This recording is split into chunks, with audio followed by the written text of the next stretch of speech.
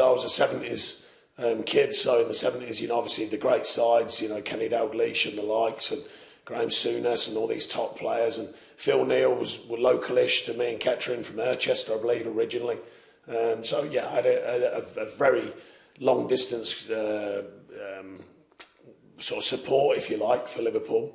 But I think a lot did in the 70s. But I've always had a soft spot for Liverpool, from them days and the many, many memories of them top sides.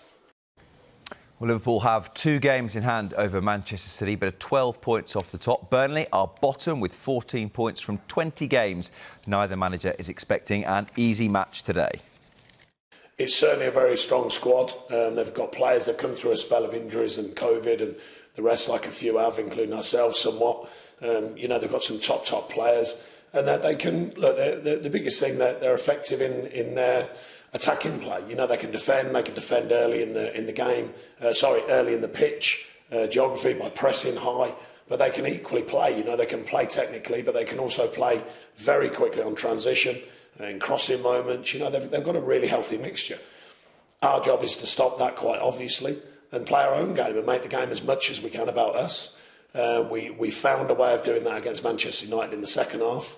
We want to do that from the first whistle, not wait for a performance, and we have to take the performance on it. You certainly have to do that in these games. 6.5 years here, whatever. I don't know how often I was at Burnley and playing there. And it was always uncomfortable. It was not one game where I thought, okay, we have them early or whatever.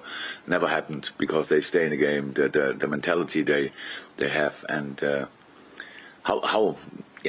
you cannot praise it enough. How Burnley did it, how Dyche did it in the last few years. It's just incredible. This league is incredibly competitive, and they stayed comfortably in the league all the time.